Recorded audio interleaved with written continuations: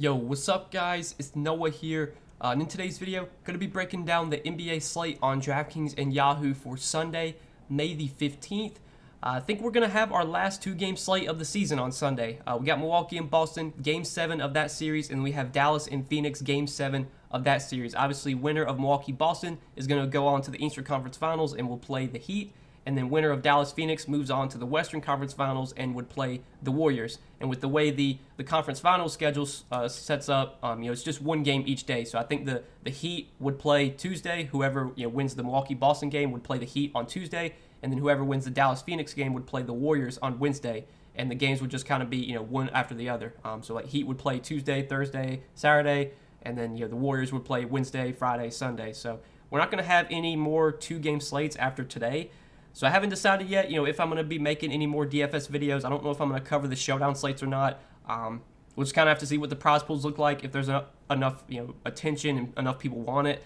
I've never been a fan of showdown. I think making showdown content is just kind of tough just because it's like, showdown really just comes down to roster construction. I mean, clearly, like on showdown slates, you know who the best plays are. It's like, play Luka, play Steph Curry. I mean, I just don't know how to really make good showdown content, I guess. I've never been a big fan of showdown, so we'll kind of see, next week, like what the showdown prize pools look like. If I don't make any showdown videos during the conference finals, I might come back and make them during the finals, depending on, if there's enough attention, enough people want them.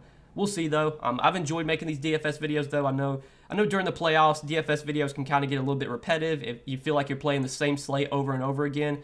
But it's still been fun to make content. I appreciate all you guys watching these videos throughout the season, from the start of the season all the way up until now. Appreciate all you guys' support. If you have enjoyed these videos and if you enjoyed this video, hit that like button. I do always appreciate the likes, guys. If you're new to the channel, you have not yet, hit that subscribe button as well. And also go check out PrizePicks. They are the sponsor of this video. So do want to mention that PrizePicks is running a very cool promo right now for the Mavs and Suns game on Sunday night. So if you actually look on the screen right now, PrizePicks is running basically a free square promo. So they set Luka Doncic's points prop to 0.5. If Luka scores 1 point, which obviously Luka's going to score 1 point, you will win that prop. So you basically just find any other pick that you like. It doesn't even have to be NBA. It can be any other sport outside of NBA. If you like other sports, if you're into PGA, if you're into NHL, soccer, whatever it may be, you found any other prop that you like, or multiple props you like, pair that with the over 0.5 points for Luka Doncic, and you can potentially win, 3 extra money, 5 extra money, 10 extra money, depending on how many picks you get right.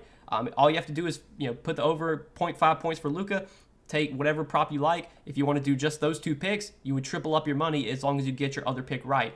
So you're basically getting 3-to-1 odds on any player prop on PrizePicks. Any prop you like, it's going to be 3-to-1 odds. You just have to pair it with the Luka promo. It is a $25 limit on the Luka promo, so you could do one $25 entry, or you could do two $10 entries and then a $5 entry for $25 total. You can make 5 different $5 entries. It just has to be max of $25 total you can enter on that promo. But definitely sign up for PrizePicks. Take advantage of this promo. This probably won't be the last promo they run either for the playoffs. I'm sure they're going to run some big promos during the finals if I had to guess.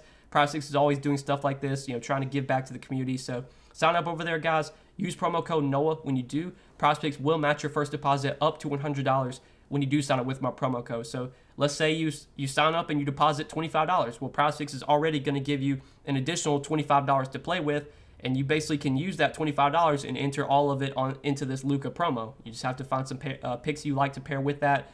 If you guys want to tail my picks, I will share a couple of my favorite picks for PrizePicks for this board on Sunday. I'll probably post that video a couple hours after this video goes live. So if you want to check that video out, you can see the picks that I like for today.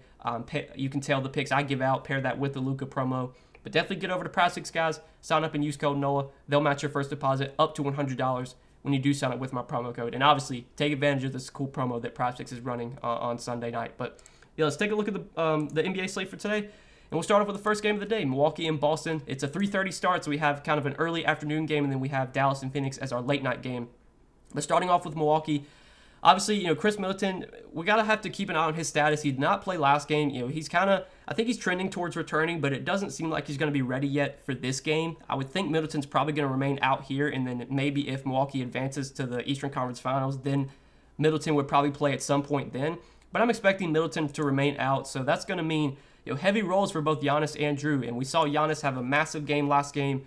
Even in a game where they lost by 13 and Milwaukee couldn't come out ahead, Giannis still had a huge game. 83 DraftKings points, played 41 minutes, 44 points, 20 rebounds, 6 assists, 2 blocks and a steal. Like, Giannis was just incredible last game, and he's been incredible in this series. I mean, you look at his game log, at least 60 DraftKings points in 5 out of the 6 games in this series. I know Boston has a good defense, but they just haven't been able to stop Giannis. He's one of the most unguardable players in the league. He's the toughest player to guard one-on-one. I think even at 12K, he is a great pay-up option today. It just comes down to, what can you fit with Giannis? When you're looking at these 2-game slates, it is kind of hard to build stars and scrubs lineups. There's just not much value on these slates. But clearly, Giannis is a top play today if you can fit him. Then you have Jrue Holiday at 8,200, who I do like in the mid-range. I was pretty high on Jrue last slate, and he was kind of disappointing. Only had 36 DK points, but played 42 minutes. In a win-or-go-home game, I would expect massive minutes for Jrue Holiday here, 40-plus minutes most likely. He's shown big-time upside, and obviously his usage goes up without Middleton. I would expect Middleton to be out once again. The shot attempts have been there for Jrue. I mean, he's been taking a ton of shots. He just hasn't been shooting the ball that well. At some point, Drew's going to have a good shooting game, I would say, and he's probably going to have like 25, 30 points, and we know the rebounds, the assists are going to be there. He's also been racking up a ton of steals and blocks in this series. He's been great on the defensive end. Drew's just been doing everything, and I think at 8,200, he still looks like a pretty good play today in the mid-range. Then you have Bobby Portis at 5K, whose minutes have been pretty good lately. He's played 28 and 29 minutes now in back-to-back games. He's kind of been playing ahead of Brook Lopez lately.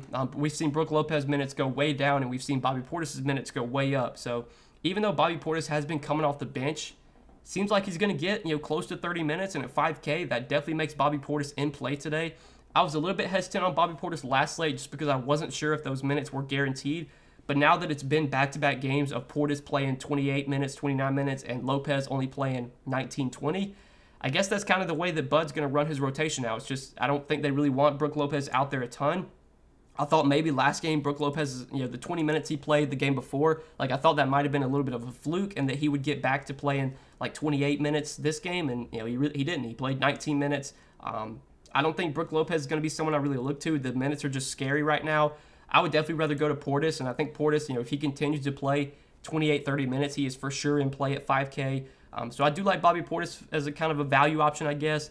And then another value option I'm looking to is Pat Connaughton. So Pat Connaughton has been a key part of Milwaukee's rotation so far in the playoffs, especially in this series. And over the last 4 games, he's played at least 30 minutes now in 4 straight games. He's also been somewhat productive, 24, 25, 19, and 23 DraftKings points in that time. Connaughton has never been a great point-per-minute player, but he's a guy that can knock down threes. He can rebound pretty well. He can get an assist or two. Maybe he gets a steal or a block. He has a path to 25, 26, 27 DraftKings points, and if he gets that for his salary, he's probably going to be worth rostering because a lot of the value guys on the slate are not going to put up great games. I mean, if you can get 25 DraftKings points from a 4K value, you're going to be pretty happy. So I think at 4,400, Pat Connaughton is someone that I'm looking to for value today. I do like him quite a bit on both sites. He is very cheap on Yahoo, so I like him over there as well. Minimum salary, $10. I think he looks like a good shooting guard value on Yahoo. And then the other 2 guys we'll mention are Grayson Allen and Wes Matthews. Neither one I feel great about right now. Grayson Allen's minutes have kind of been all over the place. He only played 22 minutes last game. Clearly, Pat Connaughton has been playing ahead of Grayson Allen, so I'm not super high on Grayson Allen right now. Wes Matthews, his minutes should be pretty decent. Played 37 minutes in Game 5, played 28 minutes last game. He probably gets like somewhere in the low 30s if I had to guess. It's Wes Matthews. Obviously, he's a guy that you're never going to be excited rostering, but he's 3,400. He probably gets 30 minutes. Like, he's an okay value play. He's playable, but that's really it for Milwaukee. I think definitely like my favorite plays here are Giannis, Jrue, Portis, and Connaughton. Those are the guys I like most on the Bucks. And then on the other side of this game with the Celtics, so you got the big 2 at the top, Jason Tatum and Jaylen Brown. Jason Tatum, he has been amazing the last 3 games in this series. 55, 52, and last game, 66 DraftKings points for Jason Tatum. Minutes have been massive as they've been all series, 40-plus minutes in every single game, 42, 42, and 43 minutes over their last 3 games. Clearly, with this being a Game 7, win or go home, Jason Tatum might play 45 minutes today. He might even play close to the entire game. I think at 10K, I know he's expensive. I know the price tag's come up a little bit, but Jason Tatum has been dominating lately. The role has been great. He's been taking a ton of shots. His rebounding numbers have been going up as well. He kind of looks like, what we expect him to look like in the playoffs. I know kind of the first few games of the series, he was kind of mediocre, didn't have some huge games. Well, lately, Tatum's been taking over, been playing huge minutes, taking a ton of shots. At home here, I expect Tatum to play really well. I think he's my favorite pay-up option on the slate, especially when you look at, salary-wise. you get $2,000 in savings dropping down from Giannis to Tatum. You get $1,600 in savings dropping down from Luka to Tatum.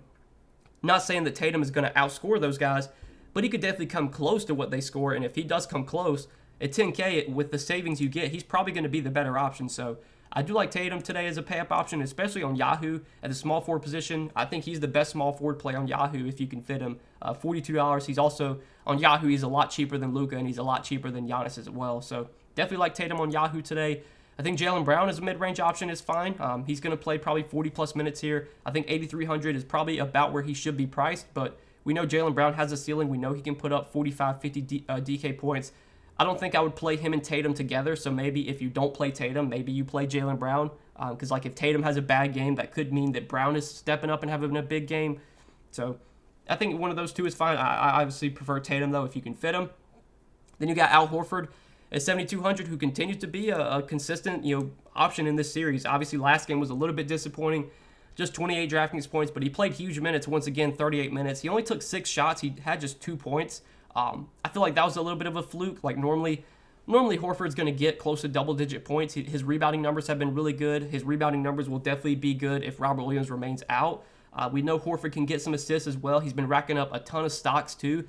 Been getting a lot of steals and blocks. He's just been doing everything for the Celtics. He's been playing huge minutes. The price tag is up there at 7,200, but I still think Al Horford is a pretty decent option today. I would obviously feel a little bit better about him if Robert Williams remains out. I think Marcus Smart in the mid-range looks pretty good. It's now been 3 straight games with 40 or 38-plus minutes for Marcus Smart. 2 out of the last 3 games he's played over 40 minutes.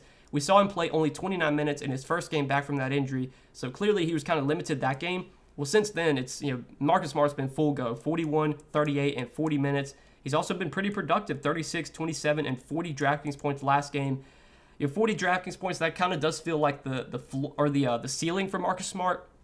Like normally he's not going to score over 40 DK points, but when he's playing 40 minutes, I mean, he can easily get you 30 DK points. And if Smart gets 30 DK points, 34 DK points, like somewhere in that range, at his salary, he's probably going to be a pretty good mid-range play. So I think in the mid-range, especially just with how many minutes he's playing right now, Marcus Smart looks pretty good at 6,300. I do like him quite a bit. He's very affordable on Yahoo, $20 over there. I definitely like Marcus Smart on Yahoo as well. And then a couple other guys we can talk about. So Robert Williams, questionable right now. Don't really have any update on his status. He has not played the last 2 games. I would think Williams probably just sits this one out again. Even if he does play, I don't think he's going to be like 100%, can play like huge minutes. I mean, since he came back from his injury in this series, he was only playing like low 20s minutes a night. So I think if Robert Williams does play, he's probably just getting like low 20s minutes. I don't think he's going to be a playable option, but if he does come back, that'll definitely bump down Horford a little bit. It would bump down Derek White and Grant Williams as well. And we have seen Derek White really, kind of take over lately and kind of be their closer late in these games. He's been closing over Grant Williams. I don't know if this is something that continues. I wasn't sure about Derek White last slate just because I wasn't sure that he was going to continue to get those 30-plus minutes. But it's now been 3 straight games with 34, 32, and 30 minutes for Derek White. Again, I think his value will definitely depend on if Robert Williams comes back, because if Robert Williams comes back, that's just another guy that can take some minutes away from Derek White. Because for the most part, we know Jason Tatum, Jaylen Brown, Al Horford, and Marcus Smart, we know those 4 guys are going to be in the closing lineup. It just comes down to, Grant Williams, Derek White, Robert Williams. If he plays, like one of those 3 guys, which one is going to be the fifth guy out there? Could be Derek White, could be Grant Williams. Grant Williams has been starting lately in place of Robert Williams.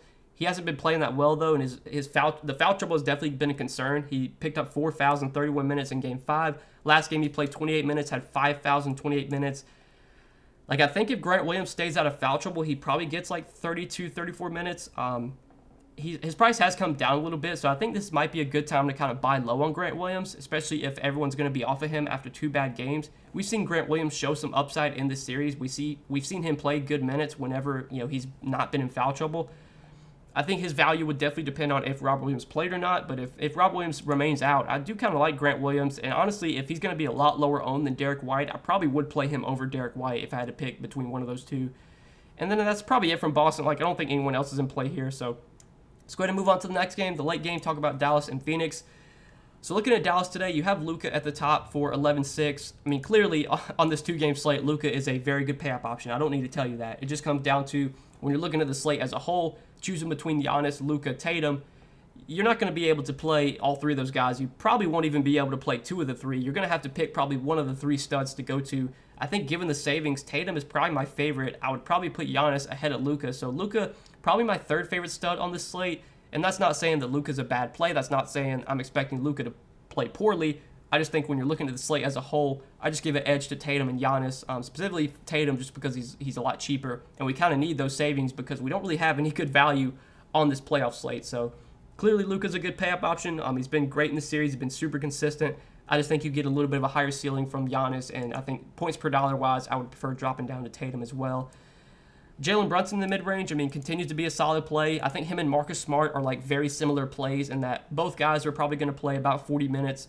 Both guys don't offer massive ceilings, but they're probably going to get you like 30 to 35 DK points, which at their salaries is going to be probably good enough. So I think in the mid-range, Jalen Brunson is definitely in play. Dorian Finney-Smith, Reggie Bullock, I would consider very similar plays in that both are going to play probably 40-plus minutes if it's a close game. Obviously, the last two games, Dorian Finney-Smith has really struggled. Last game, he was in foul trouble. He only played 25 minutes, plus it was a blowout. The game before that just didn't have that great of a game, only 14 DK points in 37 minutes. Dorian Finney-Smith has never been a super productive point per minute player, but he's going to get massive minutes, and he's only 5,400. So I still think he is viable today. Reggie Bullock had been struggling for a few games, but he finally bounced back last game, had 34 DK points, played 40 minutes. He shot the ball pretty well. He went 7 for 15 from the field, 5 for 11 from 3, also got 7 rebounds.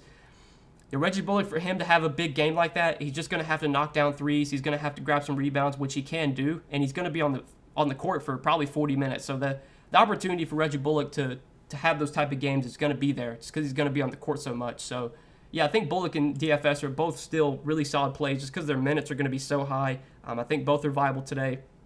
Maxi Kleber, at his price tag, I'm not super high on. Like, I was pretty high on Maxi Kleber early on in this series when his price tag was really low, when he was like 3,800 and 4K. Now that he's 4,900, like, I think he's probably priced where he should be, but he's still going to get pretty solid minutes. I think 25 to 30 minutes is pretty likely for Maxi Kleber. So, yeah, 4,900, playable option, but I would rather go up to like Bullock and DFS. Dinwiddie coming off the bench, he maybe gets like 20 minutes. His minutes have been trending down lately. He just hasn't been playing that well, and he hasn't really been closing games either. So, yeah, I don't think I'm really going to look to Dinwiddie just because the minutes are trending down right now. He got 21 minutes last game, but I think he did get a little bit of extra run in garbage time. So, yeah, like I'm not super into Dinwiddie, and no one else on Dallas stands out. If you want to take a large field dart throw on like a Davis Bertans and hope he gets hot from 3, sure, but that's really it from the Mavs. So let's talk about Phoenix now before we end the video. So looking at the Suns today, you got the two guards at the top, Devin Booker and Chris Paul. When you're looking at these two guys, I think I do give the edge to Devin Booker, and that's just because Booker's been playing so much better. Chris Paul has really been struggling, and we'll talk about him when we get there. But if you look at Booker, over the last 5 games, minutes have been massive. Probably going to play over 40 minutes here in a closeout, Game 7, win or go home. I would expect Booker to be, pushed as much as he can. Obviously, we know Booker, when he's on the floor, is going to shoot the ball a ton. He's going to grab some rebounds. He's going to get some assists as well. I think the $8,600 price tag is probably where he should be priced. Like, I don't think Booker is this glaring option, but he is definitely in play for me, and he is this Phoenix guard that I do prefer. Chris Paul is really cheap at $7,700, but I just don't know what's going on with Chris Paul right now. It's now been 4 straight games where he has just been terrible.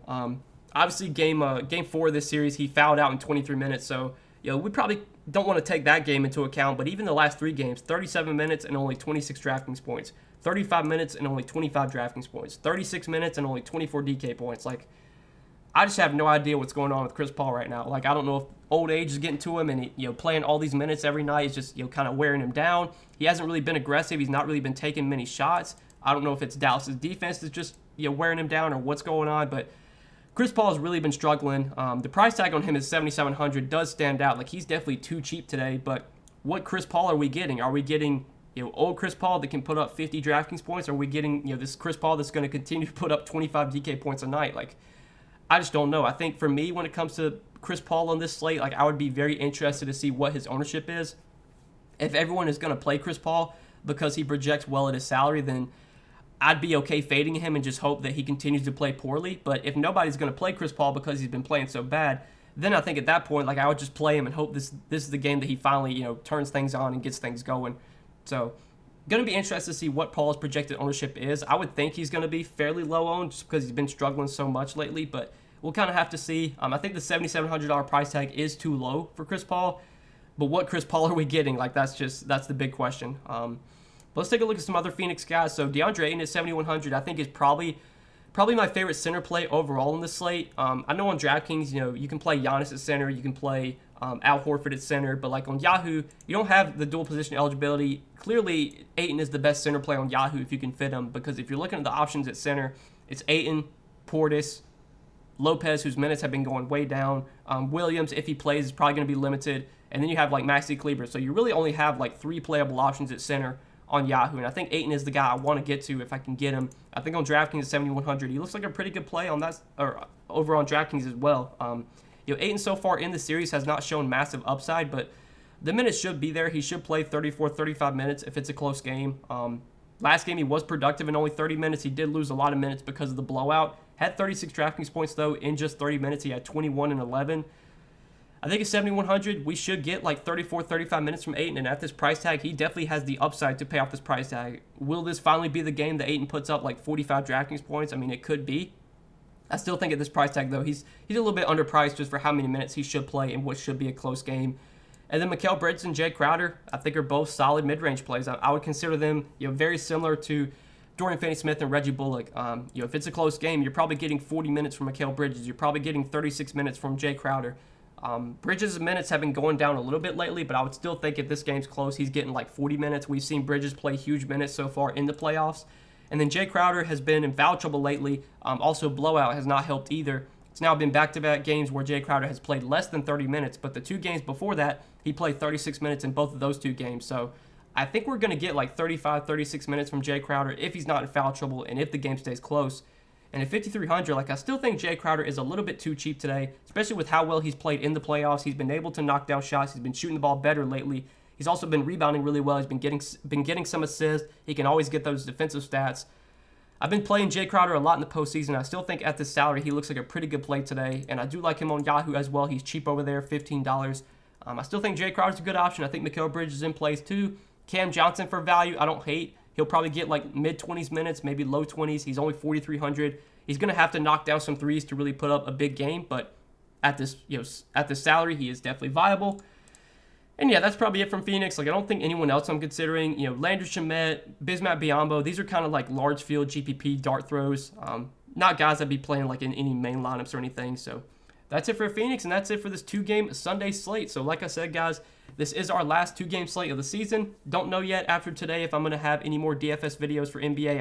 I'll still be making prospects videos, sharing some player props I like each day. And again, for those of you that are new here, if you have not signed up for prospects, get over there, sign up, use promo code NOAH. Prospects will match your first deposit up to $100 when you do sign up with my promo code. And as we talked about at the beginning, Prospects running a very cool promo. They set Luka Doncic's points prop to 0.5. As long as Luka scores 1 point on Sunday, which he will, you're going to win that pick. And you just have to find another pick that you like that you compare with that, and you can easily triple up your money. We talked all about, how many picks you can play. You can do different sports. If you want to tail my picks, I will share a couple of my favorite plays for prospects today. I'll share a video probably a couple hours after this video gets posted. You can tail those picks as well. But yeah, that's definitely a cool promo that prospects are running that you should be taking advantage of. And make sure that when you sign up, use promo code NOAH so that way you get your first deposit matched up to $100. But good luck on this 2-game slate, guys. Hope you guys have enjoyed these DFS videos throughout the season. Again, it's to be determined if I'll be making any more DFS videos after today. We'll have to see what the showdown pools look like, if showdown's going to be worth covering. Maybe when the NBA Finals gets here, I'll start covering showdown then. But I've enjoyed making these videos for you guys. I appreciate all you guys checking them out throughout the season. Appreciate you hitting that like button. Appreciate all you that have subscribed as well. Enjoy your Sunday, guys, and we will see you in the next video. Best of luck tonight. Peace.